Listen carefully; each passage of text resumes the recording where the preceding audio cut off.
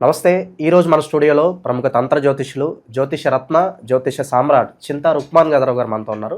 So గురువుగారితో మాట్లాడేద్దాం. నమస్కారం గురుగారు. మాతృదేవోభవ, పితృదేవోభవ, ఆచార్య దేవోభవ. ఓం నమో మాందేశ్వరాయ నమః. గురుగారు, సెప్టెంబర్ మాసం విశేషంగా ధనుసు రాశి వారికి ఈ మాసం ఎలా కలిసి రాబోతుంది? పాజిటివ్గా ఉంటుందంటారా, నెగిటివ్గా ఉంటుందంటారా? చంద్రగ్రహణం ఉంది, నెలాఖరులో మనకి దేవీ నవరాత్రులు ఉన్నాయి. ప్రస్తుతం ఎలాంటి పరిస్థితులు ఎదురయ్యే అవకాశం కనిపిస్తుంది ఈ మాసంలో వీళ్ళకి? ఈ సెప్టెంబర్ మాసము ధనుసు రాశి వాళ్లకు చెప్పాలంటే 100కు 100% బాగుంది. 100కి 100% బాగుంది. ఎటొచ్చి వీళ్ళకు అన్ని వైపుల నుంచి అనుకూల పవనాలు వీస్తున్నాయి. ఎందుకంటే చంద్రగ్రహణం 3వ స్థానంలో పట్టడం, అంటే 3వ స్థానం పాపస్థానము అంటారు. పాపస్థానంలో పాపగ్రహం ఉండడము మంచిది. అందుకే 3, 6, 11 స్థానాల్లో పాపగ్రహాలు అంటే విశేషంగా యోగిస్తాయి. రాహుకేతువులు, రవి, కుజ, శని గ్రహాలు 3, 6, 11 స్థానాలకు వచ్చినప్పుడు, 10వ స్థానానికి వచ్చినప్పుడు వీళ్ళకు ఏ రాశి వాళ్ళకైనా సుఫలితాలు చెప్తారు. ఆ 3వ రాశిలోనే చంద్రుడు, రాహువు ఎందుకు వీళ్ళకి బాగుంది? గ్రహణం వల్ల మొట్టమొదటి ప్రయోజనం వీళ్ళకు పొందేవాళ్ళు నెంబర్ 1. అతి తక్కువ రాశుల్లో గ్రహణం వల్ల ప్రయోజనం పొంది అతి తక్కువ రాశుల్లో ధనుసు రాశి ఉంది. ఎందుకు అంటే చంద్రుడు అష్టమాధిపతి. అష్టమాధిపతి అంటే ఏమి? కష్టాలను ఇచ్చేవాడు అని అర్థం. మాతృ సౌఖ్యం ఉండదు వీళ్ళకు చిన్నప్పటి నుంచి. ఆ అష్టమాధిపతి చంద్రుడు ఏమవుతున్నాడు? బాధించబడుతున్నాడు. అంటే చెడ్డవాడు చెడిపోవడం మంచిదే కదా. మనకు హాని చేసేవాడికి ఏదన్నా ఆటంకం అయిందనుకోండి, మనం టార్గెట్ చేయడు, ఆడి ఇబ్బంది ఆడు చూసుకుంటాడు అనుకుంటాం. అట్లా అష్టమాధిపతి చెడ్డవాడు చెడిపోవడం ఈ జాతకంలో ఎవరికైనా మంచిది. ఎవరికైనా అష్టమాధిపతి ఇబ్బందులు పడ్డాడంటే ఏ జాతకులకైనా, ఏ నక్షత్రం వాళ్ళకైనా, ఏ రాశి వాళ్ళకైనా వాళ్ళకి మంచిదని అర్థం. అష్టమాధిపతి ఇప్పుడు ఇంకొక పాపస్థానంలో రాహువు చేత పీడించబడుతున్నాడు. 3వ ఇంట్లో రాహు రాజయోగం, పాపగ్రహం 3వ ఇంట్లో రాజయోగమే. అదేవిధంగా అర్ధాష్టమ శని ఉంది. ఇప్పుడు శని వక్రించి 3వ స్థానం వైపే వస్తున్నాడు, విక్రమ స్థానం వైపు వస్తున్నాడు. అంటే అర్ధాష్టమ శని ప్రభావం తగ్గిపోయింది. ఇప్పుడు 3వ స్థానం వైపే వస్తున్నాడు అతను కూడా. అంటే 3వ స్థానంలో 3 పాపగ్రహాలు, అది రాజయోగమే. అదేవిధంగా రాశికి పంచమాధిపతి కుజుడు 10, 11 స్థానాలపైన సంచారం. కుజుడు వీళ్ళకి అనుకూల గ్రహమే. 10వ స్థానంలో నుంచి 11వ స్థానం లాభంలోకి వస్తున్నాడు, అది మంచిది. రాశాధిపతి సప్తమంలో ఉన్నాడు, అది మంచిది. సూర్యగ్రహము 10వ స్థానానికి వస్తూ ఉంది. 10వ ఇంటూ పాపగ్రహం మంచిదని ఇప్పుడే మాట్లాడుకున్నాము. ఇక బుధ శుక్రులు అష్టమాన్ని వదిలేసి భాగ్యంలోకి వస్తున్నారు. అష్టమ స్థాన దోషం పోతా ఉంది బుధ శుక్రులకు. ఈ మాసంలోనే వాళ్ళు భాగ్యానికి వస్తున్నారు. అంటే ఇక్కడ తప్పించుకున్న గ్రహం ఏది లేదు, అన్నీ కూడా కంఫర్ట్గా ఉన్నాయి. ఇప్పుడు ధనుసు రాశి వాళ్ళకు ఆల్మోస్ట్ అంతా బాగుంది. వీళ్ళు ఏమైనా చేయొచ్చు. ఇప్పుడు వశీకారం పెరుగుతుంది, చేసే ప్రయత్నాలు పెరుగుతాయి. చేస్తున్న ప్రయత్నాలు, సాధనలు, ఎగ్జామ్స్ అన్నిట్లోనూ మంచి రిజల్ట్స్, గతంలో చేసిన కృషికి ఒక తగ్గ ఫలితము ఇప్పుడు కనిపించడము. ఈ గ్రహం ఇన్ఫ్యాక్ట్ ఇంక రాబోయే 1 సంవత్సరంలో విశేషమైనటువంటి శుభ ఫలితాలు, అవకాశాలు, ఏదైనా చేస్తున్న ప్రయత్నాలకు తగినటువంటి మార్గాలు సుగమం కావడము, నూతన కార్యక్రమాలు కూడా అన్నీ సక్సెస్ అవుతాయి. ఎందుకంటే నేను అందుకే వివరంగా చెప్పింది ఏ గ్రహం ఎక్కడి నుంచి ఎక్కడికి వస్తుందని. సానుకూలమైన ప్రదేశాలకు వస్తున్నాయి గ్రహాలన్నీ, అందుకే అన్ని వైపులా అనుకూల పవనాలని చెప్పింది. ఇప్పుడు ధనుసు రాశి అంటేనే ఒక టార్గెట్, ఒక బాణం, ఒక రీసెర్చ్ అనమాట. ఇప్పుడు వీళ్ళు ఒక రీసెర్చ్లోనే ఉంటారు. ఇప్పుడు రీసెర్చ్ అంటే ఏదో ఒక పరిశోధిస్తూనే ఉంటారు. ధనుసు అంటే అది ఎక్కుపెట్టినటువంటి బాణం, అంటే ఎక్కడికో చోట వదలాలి దాన్ని. కాబట్టి వీళ్ళ ప్రయత్నాలు గతంలో చేసుకున్నవన్నీ ప్రమోషనల్ స్థాయిలోనూ, పరిపక్వత స్థాయిలోనూ ఫలితాలు ఇచ్చేటువంటి పరిస్థితుల్లోకి వస్తాయి. దీని గ్రహణం కూడా అధికంగా ఉపయోగపడుతుంది. గ్రహశాంతులు ప్రత్యేకంగా చేసుకోవాల్సిన అవసరం వీళ్ళకి లేదు. కానీ ఆ సమయంలో దైవ సాధన, దైవారాధన, జపతపాలు, హోమాలు చేసుకోవడం ఇంకా మంచిది, అడిషనల్ బెనిఫిట్. సో గోచర పరంగా ఎలాంటి వ్యాపారాల్లో ఇన్వెస్ట్మెంట్స్ చేస్తే బాగుంటుందంటారు వీళ్ళు? ఎలాంటి వ్యాపారాల్లో అన్నప్పుడు అంటే గోచార రీత్యా తీసుకుంటే వీళ్ళకు ధనుసు రాశి వాళ్ళంటే దుస్వభావ రాశిది. దుస్వభావం అంటే అన్ని రకాల స్వభావం ఉంటుంది. అవతల వాడి సమస్య కూడా వీళ్ళకి పరిష్కారం తెలుస్తూ ఉంటుంది. అరే వీళ్ళు ఇంత లాజిక్గా ఎందుకు ఇలా చేస్తున్నారు, మనం అడిగితే చెప్తాం కదా మార్గం అనిపిస్తూ ఉంటుంది. అన్ని రకాల స్వభావాలు వచ్చేస్తాయి. వీళ్ళు ఎప్పుడు చూసుకోరు. వీళ్ళతో పాటు వీళ్ళకు ఉన్న వేరే వాళ్ళు కూడా ఎక్కువ చూస్తూ ఉంటారు. ఆ రాశి యొక్క స్వభావం. అందులో గురువు రాశి అధిపతి. గురువు అంటే ఏమి? బోధించేవాడు, 10 మంది దారి చూపించేవాడు అని అర్థం. ఆ గురువు లగ్నం రాశిని చూస్తున్నాడు. కాబట్టి వీళ్ళ ప్రతిభకు తగినట్టు వీళ్ళ వ్యక్తిగత జాతకాల్లో నేను చెప్తున్న గోచారం ఉండదు, వ్యక్తిగత జాతకం మారిపోయింటుంది. కానీ వీళ్ళ ప్రతిభకు తగినట్లు ఇప్పుడున్న గోచార రీత్యా వీళ్ళు పెట్టుబడులు పెట్టుకోవచ్చు అని చెప్పడం కరెక్ట్. సో విదేశీ ప్రయత్నాలు కూడా చేయొచ్చు. విదేశీ ప్రయత్నాలు చేసుకోవచ్చు, హ్యాపీ చేసుకోవచ్చు. ఎందుకంటే 12వ స్థానాధిపతి విదేశాలకు సంబంధించినటువంటి గ్రహంలో కుజుడు లాభంలోకి వస్తున్నాడు. రాహు అదే విదేశీ ప్లానెట్స్ రెండు కలిసి గ్రహణ సమయంలో 3వ స్థానంలో వర్కౌట్ అవుతుంది. అక్కడికి ఆ 3వ స్థానాధిపతి శని అక్కడికి వస్తున్నాడు. వాళ్ళని మళ్ళీ గురువు చూస్తున్నాడు. రాహుని చంద్రుని గురువు చూస్తున్నాడు, రాశ్యాధిపతి చూస్తున్నాడు, కుజుడిని గురువు చూస్తున్నాడు. రవి 10వ ఇంట్లోకి వస్తున్నాడు, దిగ్బలంలోకి వస్తున్నాడు. దిగ్బలం అంటే ఏమి? 10వ ఇంట్లోకి రవి వచ్చింటే దిగ్బలం అని అర్థం. రవికి 10వ ఇంట్లో బలం ఎక్కువ.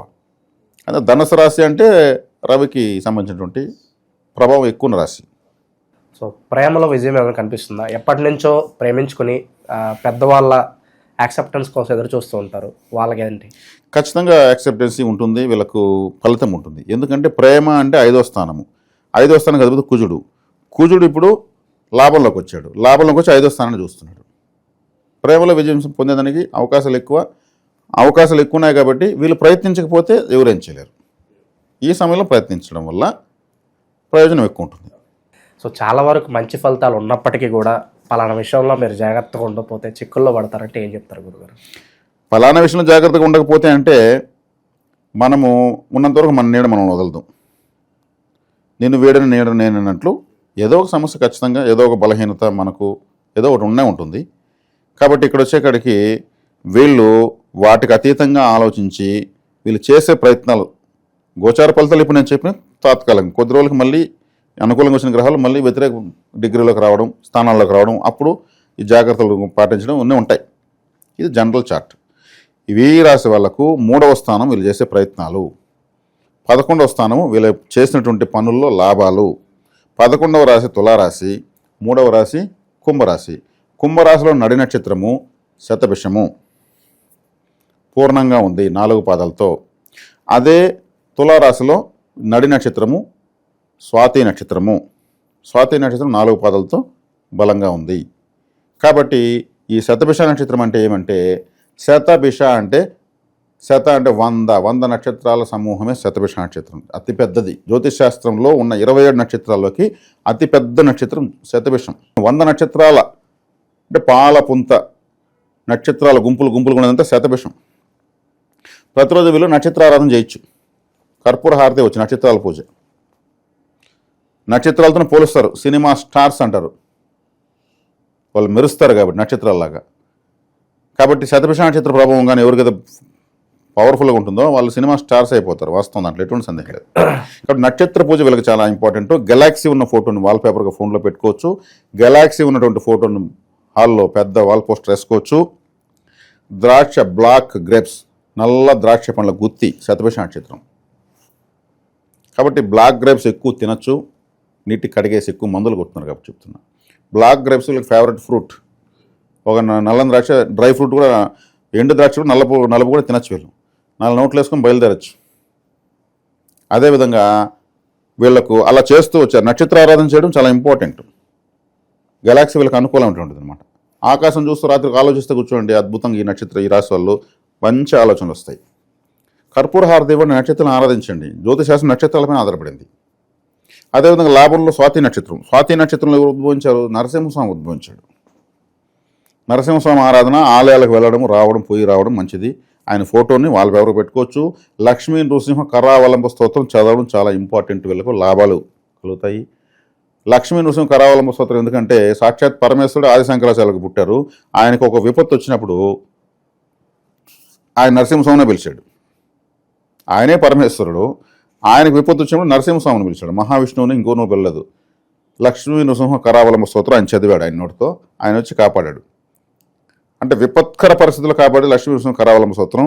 ఈ ధనుసు రాశి వాళ్ళు దాన్ని చదువుకోవచ్చు. నరసింహస్వామిని ఫేవరెట్గా ఫీల్ అవ్వచ్చు. నరసింహ, సింహాచలం లాంటి పేర్లున్న వాళ్ళతో అనుకూలంగా ఉండొచ్చు. స్వాతి నక్షత్రం అంటే తేనె, హనీ. స్వాతి నక్షత్రం అంటే కాఫీ. వీళ్ళు కాఫీ, తేనె ఇష్టంగా, లెమన్ టీ, ఇంకా తేనెతో చేసినటువంటి కాజాలు, స్వీట్స్ ఏదైనా కూడా వీళ్ళు తీసుకోవచ్చు. కాఫీ చాక్లెట్స్, కాఫీలో కాఫీ బిస్కెట్స్, కాఫీ తాగడము లాంటివి చేయొచ్చు. ఎంత సింపుల్గా ఉంది అసలు, అద్భుతంగా వచ్చింది చెప్పాలంటే, చాలా బాగుంది. ఈ ధనుసు రాశి వాళ్ళకు 3వ స్థానము 11వ స్థానము, 3 ప్రయత్నము 11 లాభము. ఈ రెండింటిని యాక్టివేట్ చేస్తూ ఉంటే గోచార ఫలితాల సంబంధం లేకుండా వీళ్ళు ముందడుగు వేసుకెళ్ళిపోవచ్చు. సాధారణంగా మన టైం బాగున్నప్పుడు ఈ నరఘోష నరదిష్టి ఇవన్నీ వస్తూ ఉంటాయి. సో దీనికి ఇన్స్టెంట్గా ఉన్న పరిహారం ఉంటుందా? నరఘోష నరదిష్టికి పరిహారం అంటే నేను ఇంతకుముందు ఒక రాశిలో గుమ్మడికాయ చెప్పాను, గుమ్మడికాయ పరిహారము. ఆ గుమ్మడికాయ పరిహారము అదేవిధంగా ఎప్పుడైనా ఎవరైనా చేసుకోవచ్చు.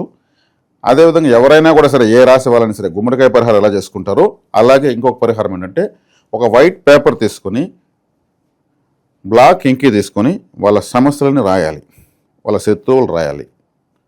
అంటే వాళ్ళని పట్టి పీడిస్తున్నటువంటివి ఏదైనా సరే రాసి రెడ్ ఇంక్తో కొట్టేయాలి దాన్ని. వైట్ పేపర్ బ్లాక్ ఇంకి రెడ్ ఇంక్తో కొట్టేయాలి. కొట్టేసినప్పుడు ఏమి అది క్యాన్సిల్ అయింది, అదేదో నశించింది అని అర్థం ఉంటుంది. దాన్ని కాల్చి పేపర్ని షింక్లో బూడిదలో కలిపి నీళ్ళలో కలిపేయాలి. ఇది ఒక తంత్రం. వారి సమస్యలను వాళ్ళు రాసి కాల్చి బూడిద చేయాలి. ఒక మనిషిని కాల్చి బూడిద నీళ్ళలో కలుపుతారు కదా. కాబట్టి గంగాదేవి స్వీకరించిందంటూ ఏం లేదు. ఈ తంత్రం ఎవరైనా చేసుకోవచ్చు. ధనుసు రాశి వాళ్ళు కూడా ఈ గుమ్మడికాయతో పాటు ఇది కూడా చేసుకోవచ్చు. ఎప్పటికప్పుడు వాళ్ళ సమస్యలు రాసి కాల్చి బూడి చేసేదానికి ఏమైనా ఖర్చులు అవుతాయా ఒక వైట్ పేపర్లో? అది కూడా చేయలేను అంటే మనం ఏం చేస్తాం? ఇక్కడ తంత్ర జ్యోతిష్యం అనేటువంటి జ్యోతిష విధానంలో నేను ఖర్చు లేనటువంటి పరిహారాలనే పరిశోధనలు చేసి మరీ తెలియజేస్తున్నాను. ఇది చేసుకోవచ్చు. సెప్టెంబర్ మాసంలో ఓవరాల్గా ధనుసు రాశి వారి పరిస్థితి ఏ విధంగా ఉంటుంది, ఎలాంటి పరిహారాలు చేసుకోవాలి, అద్భుతంగా వివరించారు. ధన్యవాదాలు. ధన్యవాదాలు.